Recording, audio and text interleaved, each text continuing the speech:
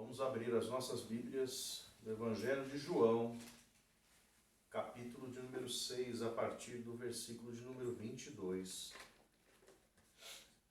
João 6, 22, Evangelho de João, capítulo 6, versículo de 22 ao 29 apenas. Está escrito assim na palavra do Senhor. No dia seguinte, a multidão que estava do outro lado do mar, vendo que não havia ali mais do que um barquinho, a não ser aquele no qual seus discípulos haviam entrado, e que Jesus não entrara com seus discípulos naquele barquinho, mas que os seus discípulos tinham ido sozinhos. Contudo, outros barquinhos tinham chegado de Tiberíades, perto do lugar onde comeram o pão, havendo o Senhor dado graças. Vendo, pois, a multidão que Jesus não estava ali, nem os seus discípulos, entraram eles também nos barcos e foram a Cafarnaum em busca de Jesus. E achando-o no outro lado do mar, disseram-lhe: Rabi, quando chegaste aqui? Jesus respondeu-lhes e disse: na verdade vos digo que me buscais, não pelos sinais que vistes, mas porque comestes do pão e vos saciastes. Trabalhai não pela comida que perece, mas pela comida que permanece para a vida eterna, a qual o Filho do Homem vos dará, porque a este o Pai, Deus, o selou. Disseram-lhe, pois, que faremos para executarmos as obras de Deus? Jesus respondeu e disse-lhes: a obra de Deus é esta, que creiais naquele que ele enviou. Amém. Deus abençoe a sua palavra. O tema da mensagem nesse dia é: o evangelho da ação social não é o verdadeiro evangelho. O evangelho da ação social não é o verdadeiro evangelho. Nós não vamos entrar numa doutrina, assim, herética que tem sido pregada nesses tempos, que é a introdução com sutileza do marxismo, do comunismo nas doutrinas da igreja. Marxismo cultural, chamado marxismo cultural. Não vamos entrar nesse tema propriamente, mas numa vertente dele. Uma vertente do tema na questão social, nas ações sociais, né? O evangelho não é uma ação social. O evangelho da ação social não é o verdadeiro evangelho. Nós temos que nos ater isso, porque existe uma certa confusão. Hoje, há muitas pessoas, algumas denominações, algumas igrejas, têm achado que a atitude social, tratar a igreja como uma ONG, uma organização, né, que ajuda pessoas carentes, que têm necessidade, isso é como se fosse a igreja, né? É como se fosse a igreja, isso é a igreja, como se isso fosse a prioridade da igreja, a finalidade. Nós vamos entender isto. A ajuda ao próximo, ela é necessária, ela é bíblica, porém, ela não é a prioridade da igreja. Nós temos que ter isso claro. O papel da igreja é outro. Uma ONG pode fazer isso e deve fazer isso com prioridade. Uma ONG.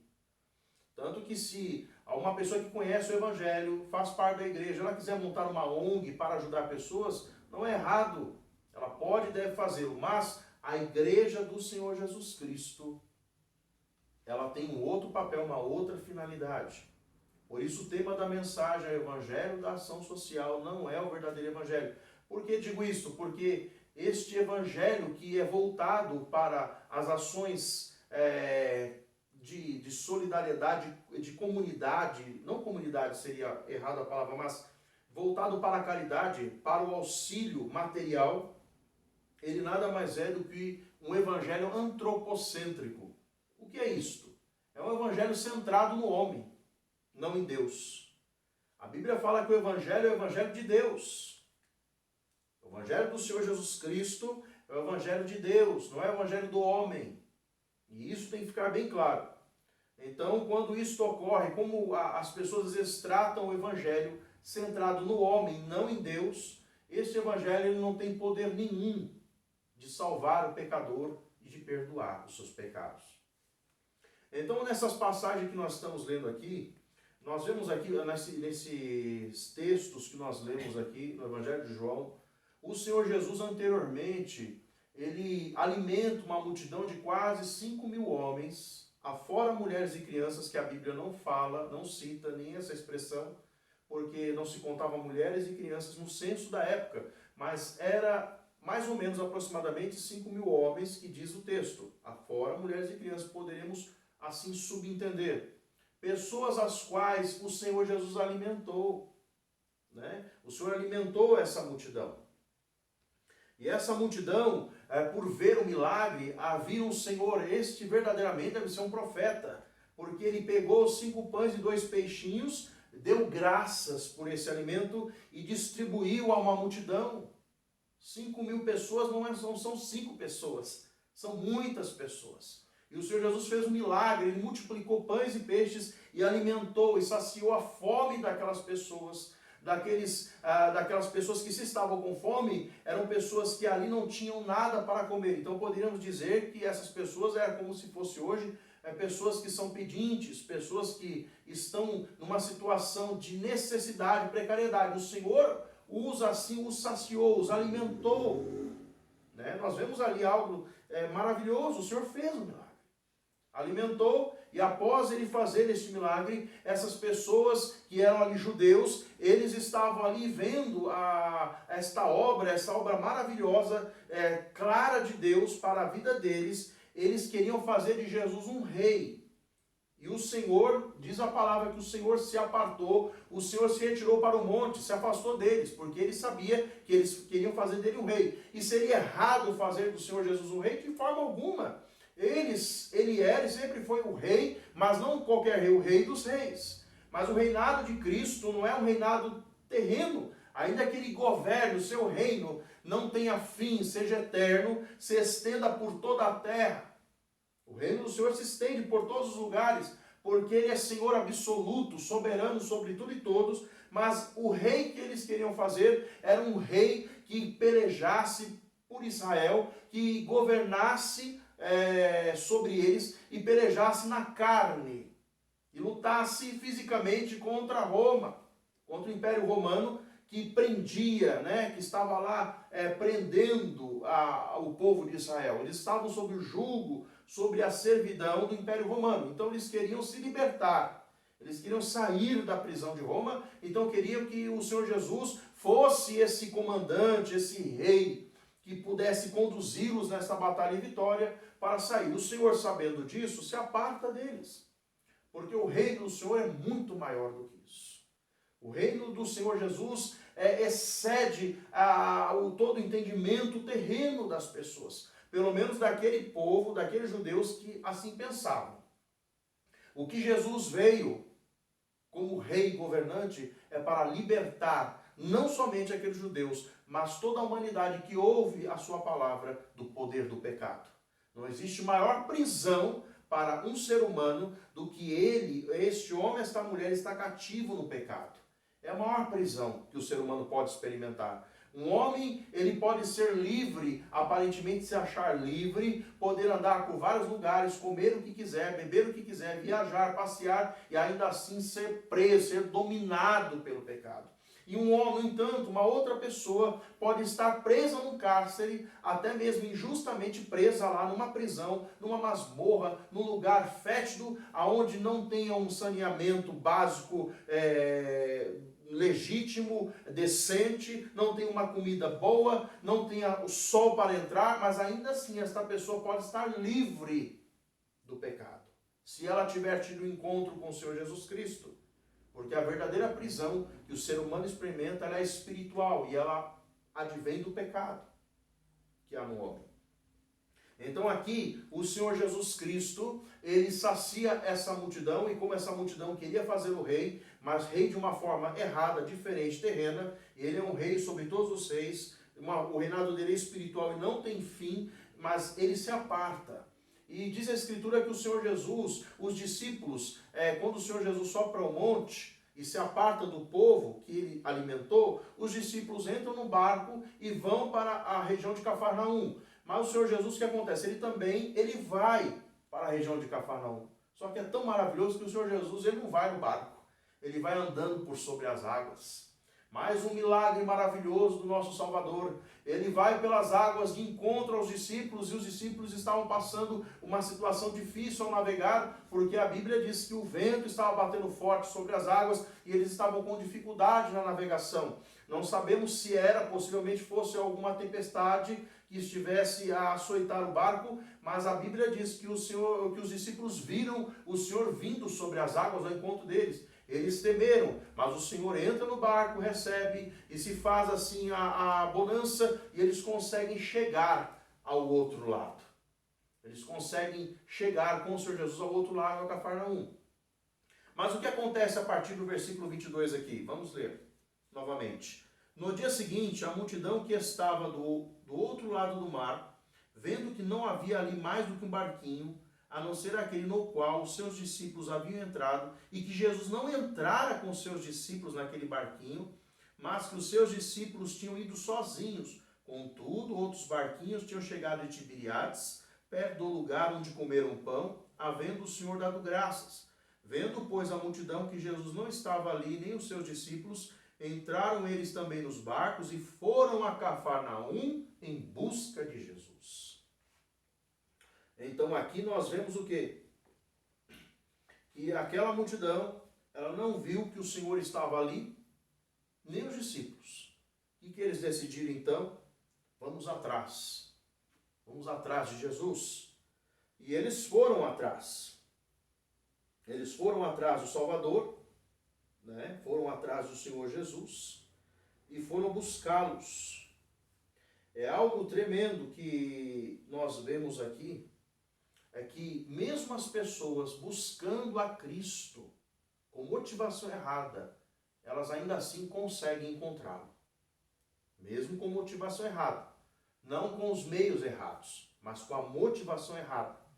Quando uma pessoa vem a Cristo, mesmo com a motivação errada, ela vem. E como é que ela ouve acerca de Cristo? Ela ouve através do Evangelho. Então ela ouve a Cristo. Mesmo que ela vá a Cristo com a motivação errada, ela vai a Cristo precisando de uma bênção, ela quer uma bênção material, ela quer uma cura, ela quer algo que provenha, que seja errôneo. Ela vai a Cristo, mas ela vai ouvir o Evangelho de Cristo. O que acontece aqui é que aquela multidão, ela foi até a Cristo, ela foi buscar. Porém com a motivação errada, mas foi. Isso não quer dizer que eles estavam certos, com a motivação correta, mas foram a Cristo. Por quê? Porque o nosso Senhor e Salvador, ele é misericordioso. Ele é um Deus misericordioso, é um Deus longânimo. A Bíblia diz em 2 Pedro, capítulo 3, que o Senhor é longânimo, esperando que todos se arrependam e não que pereçam. E nós vamos ver também que o Senhor faz uma correção nisto. Na vida daquela multidão, daqueles judeus que foram alimentados por ele. Isso é algo tremendo. E também uma coisa aqui que nós devemos ver, que muitos se confundem.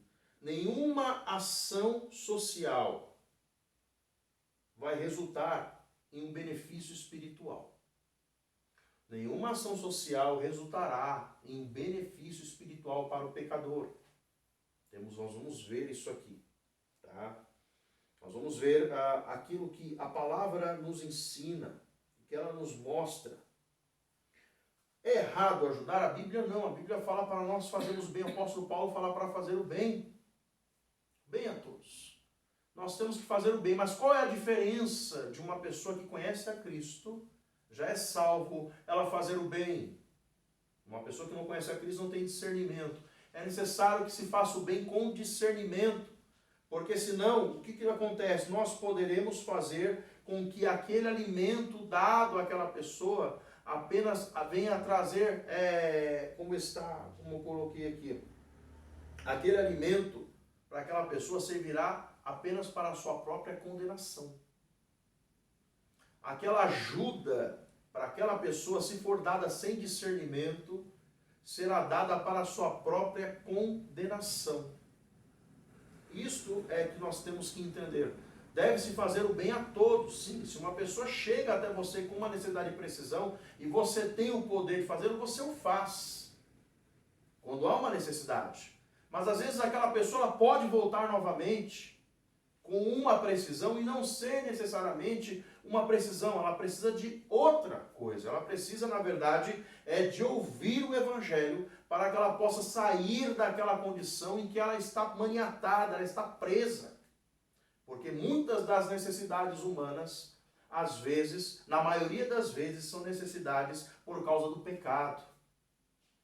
Então, há pessoas gozando de saúde, de muita saúde, e elas não querem começar de baixo, não têm humildade, não buscam ter uma humildade porque não conhecem a Deus, não conhecem a Cristo, então elas não querem começar de baixo, não querem começar se esforçando para que depois elas possam galgar, possam ser levadas a patamares maiores. A Bíblia diz que sempre haverá pobres na face da terra, o Senhor declarou na sua palavra. Então sempre haverá classes sociais diferentes. Mas o estado de miséria, de desamparo social ou familiar que se encontre dentro da sociedade, pessoas que não têm condições, essas questões, muitas das vezes, são questões advindas do pecado. Por exemplo, você pega um morador de rua, em situação de rua, marginalizado, à margem da sociedade, um pedinte, se está nas drogas, na bebida, o que é isso? Nada mais do que o pecado. A pessoa bebe, se droga, isso é pecado. E se ela permanece nesta condição, ela continua em pecado, continua em desagrado de Deus. Ela não é uma vítima da sociedade, ela é uma vítima do seu próprio pecado, que vive numa sociedade pecaminosa. Então ela não é uma vítima, coitadinho. Não, ela é uma vítima do seu próprio pecado. Ela precisa de um auxílio, de uma ajuda? Precisa. Mas ela precisa de um auxílio, de uma ajuda espiritual e não propriamente social.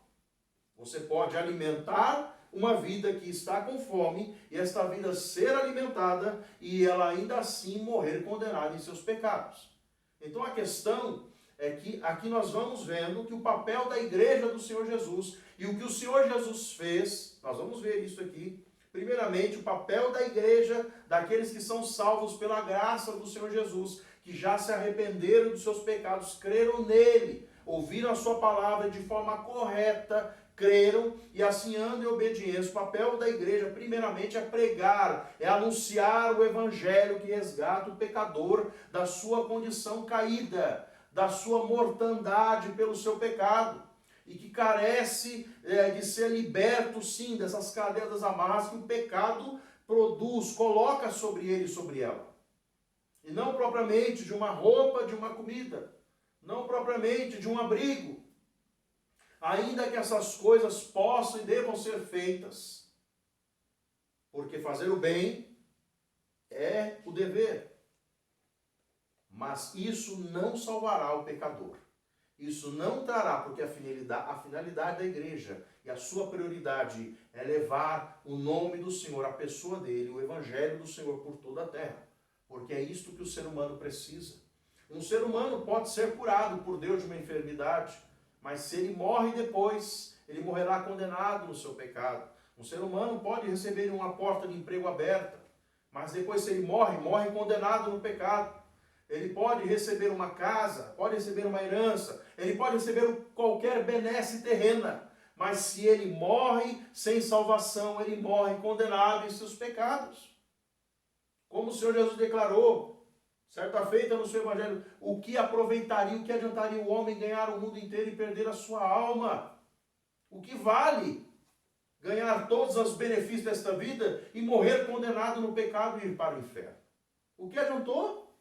O que adiantou estar bem? E muitas pessoas gostam de estar bem consigo mesmas, mas não querem estar bem com Deus.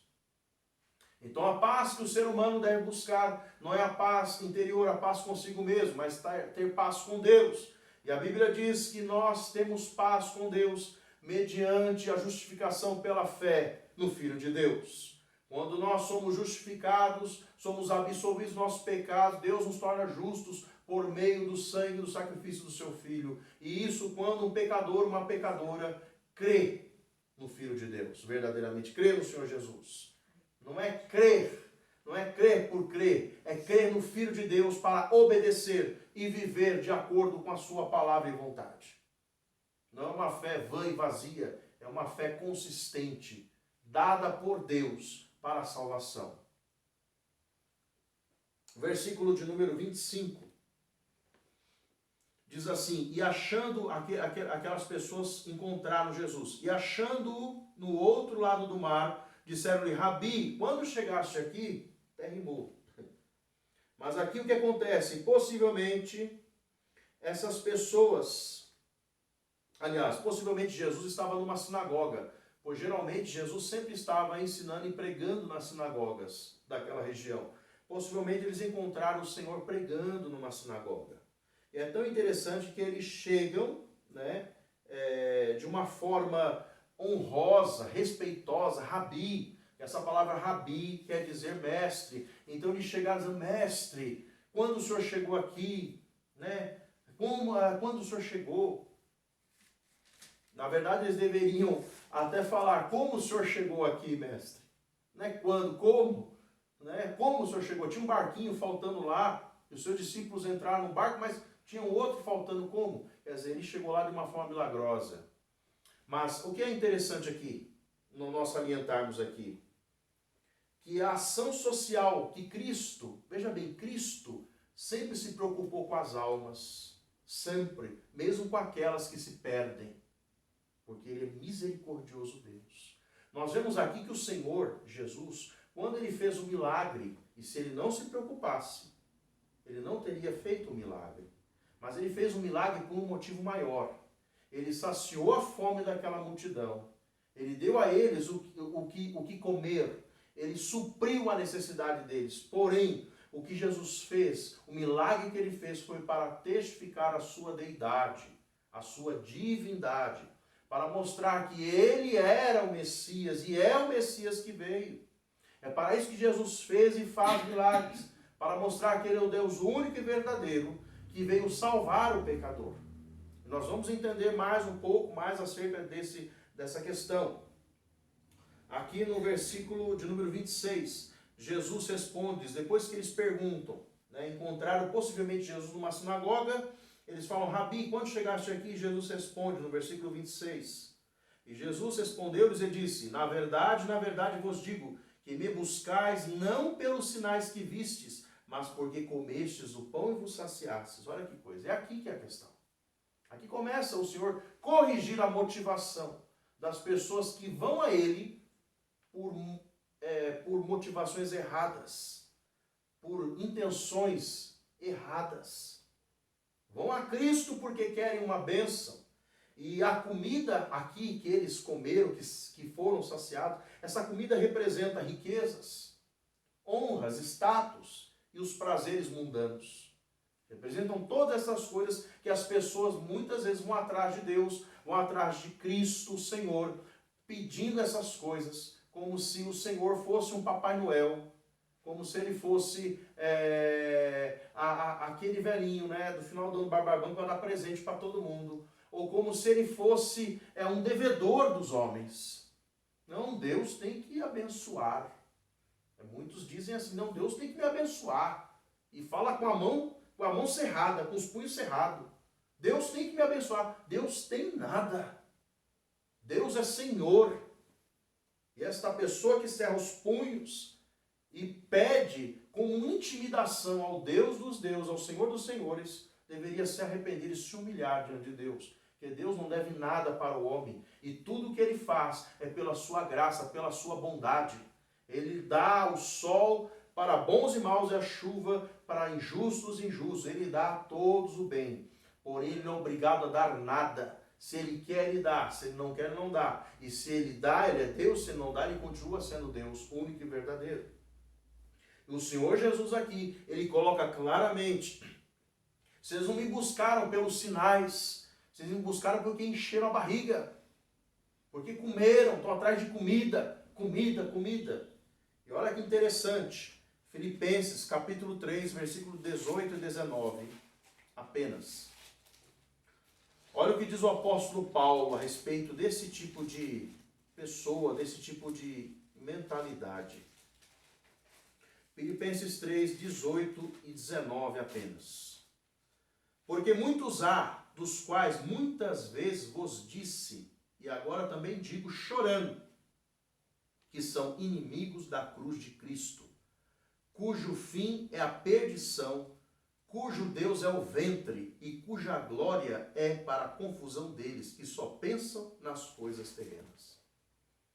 É esse tipo de pessoa, de mentalidade, que Paulo, inspirado por Deus, falando à igreja de Filipos, aqui acontece na passagem dos evangelhos.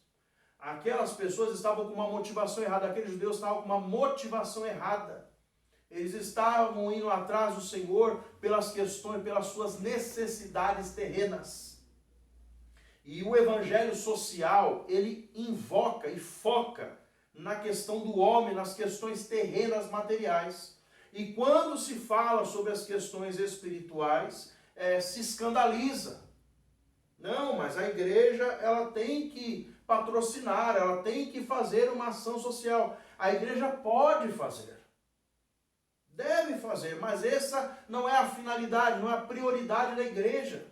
Isso é finalidade e prioridade de uma ONG, de um lugar onde as pessoas podem ajudar aquelas pessoas em situação de risco, em situação de... Isso sim deve ser feito. Mas o papel da igreja é levar Cristo a toda a criatura. E o Senhor Jesus, aqui ele corrige. Ou seja, ele falou para aqueles judeus, aquela multidão, vocês me buscaram não pelos sinais. Ou seja, não porque viram o milagre, porque eles estavam tão entretidos em comer pão, que eles não viram ali que o Senhor estava multiplicando, fazendo um milagre extraordinário. Ou seja, mostrando para eles, olha o Deus, eu sou o Deus que dou o alimento, o suprimento a toda a criatura. Eles não viram que era milagre, que era Deus suprindo, da mesma forma que o Senhor, ele dá o pão para um trabalhador que trabalha e compra no mercado, porque é Deus que dá o grão, ele faz com que a erva, o grão lá, ele cresça da terra. E o trabalhador, o agricultor, não sabe como, mas vai lá e ceifa, porque é Deus que dá chuva, dá o sol, dá todas as coisas. Da mesma forma, ele fez de uma forma extraordinária. Ele pegou a sua padaria celestial e abriu também a sua peixaria celestial e multiplicou pães e peixes ali. Multiplicou.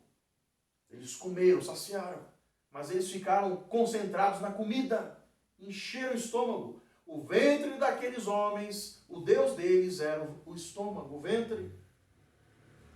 E o Senhor Jesus diz no versículo 27, para corrigir esta motivação ao buscá-lo, para corrigir esta motivação, ele diz assim, trabalhai não pela comida que perece, mas pela comida que permanece para a vida eterna, a qual o Filho do Homem vos dará, porque a este o Pai Deus o selou. Então aqui o Senhor Jesus começa o quê? Corrigindo a motivação daqueles judeus, daquelas pessoas.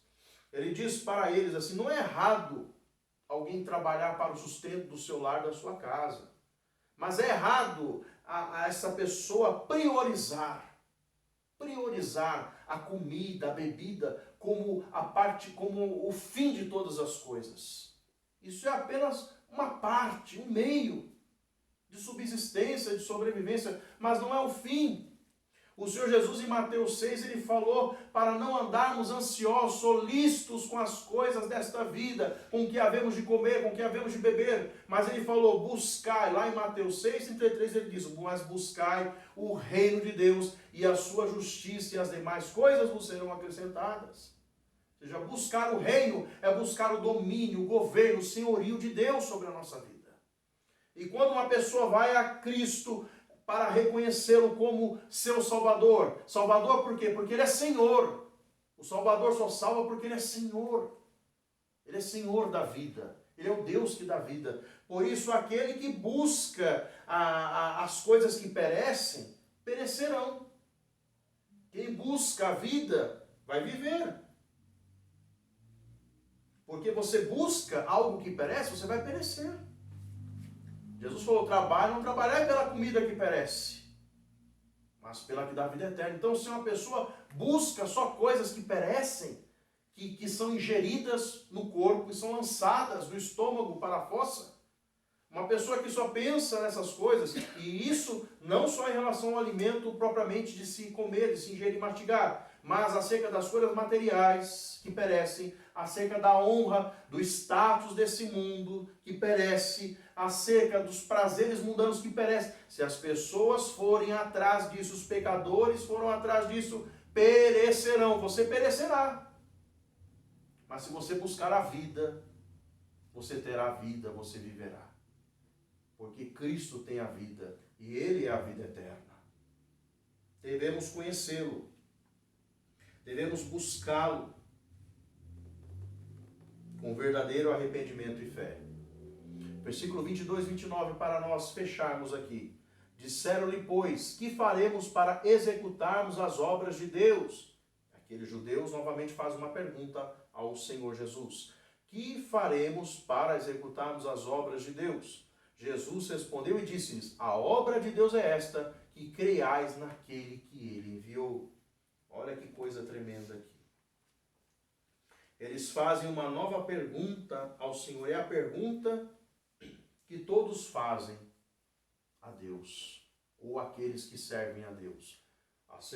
Vão até uma pessoa que conhece a Cristo e fala essa pergunta. Os judeus, aqueles homens fizeram, o que faremos para executar as obras de Deus? E muitos fazem, eu sou uma pessoa boa. Eu dou sopão para o pessoal no frio, na madrugada, eu dou agasalho, eu faço a minha parte. Ou seja, então Deus, é como se a pessoa dissesse, eu sou tão bom quanto Deus gostaria que eu fosse. Então a pessoa ela acha que ela vai ser salva, ela vai alcançar a salvação, ela vai poder ter entrada no céu por aquela atitude boa. Uma atitude boa. Não que a pessoa seja boa, a atitude é boa. Porque o Senhor Jesus falou, se vós, sendo maus, sabeis dar boas coisas aos vossos filhos, quanto mais o Pai Celestial lhes dará o Espírito Santo àqueles que lhe pedirem. E isso ele está falando sobre o selo, o Espírito como selo, como garantia da vida eterna. Por isso que no versículo anterior, o Senhor Jesus diz, porque a este o Pai Deus o selou. Este selo é a garantia, a preservação da vida para todo aquele que se arrepende e crê. Então eles perguntaram, que faremos para executarmos as obras de Deus? E esse sentido da obra de Deus quer dizer as obras, as ordenanças cerimoniais da lei. Então, eles queriam fazer algo, eles achavam que de repente, nós temos que fazer as obras que a lei nos manda cerimonialmente, devemos fazer aquilo, sacrificar tal para alcançarmos graça, salvação de Deus. O Senhor Jesus responde dizendo, não é as obras, mas é a obra da fé. Jesus diz assim, corrigindo a motivação, todos os erros deles, não são essas obras, não são essas ações que vocês têm que fazer, mas é uma única ação. Jesus respondeu e disse, a obra de Deus, a ação de Deus é esta, que criais naquele que Ele enviou. É a obra da fé. Um pecador, uma pecadora. O que Deus requer é que nós creiamos, nós nos arrependamos e nós creiamos no Senhor e Salvador Jesus Cristo. É este o propósito para o qual o Senhor enviou os seus discípulos após a sua ressurreição, a sua assunção, ou seja, ser levado aos céus. E nesta passagem, o Senhor Jesus, é isso que Ele requer daquela multidão. Que eles verdadeiramente creiam nele. Para crer no Senhor Jesus, você precisa se arrepender. Porque você não tem como crer sem se arrepender e nem se arrepender também sem crer. São coisas que estão atreladas. Aqui ele coloca apenas que a obra é a fé, porque a fé é que nos leva à salvação. Mas o arrependimento ele caminha com a fé. Primeiro eles teriam que se arrepender, rever que a motivação deles estava errada ao buscar a Cristo. Eles estavam buscando a Cristo pelas necessidades materiais, terrenas, pelas honras do mundo, pelos prazeres mundanos. Tem que se arrepender dessas coisas. E quando o pecador, a pecadora se arrepende e crê e vai a Cristo, se arrependendo verdadeiramente, pode alcançar do Salvador o perdão dos pecados e a vida eterna. É isso que o Senhor quer de nós. É isso que o Senhor quer de uma pessoa que vai a Ele, que busque verdadeiro arrependimento e fé para a vida eterna. Vamos orar. Vamos orar ao Senhor Jesus.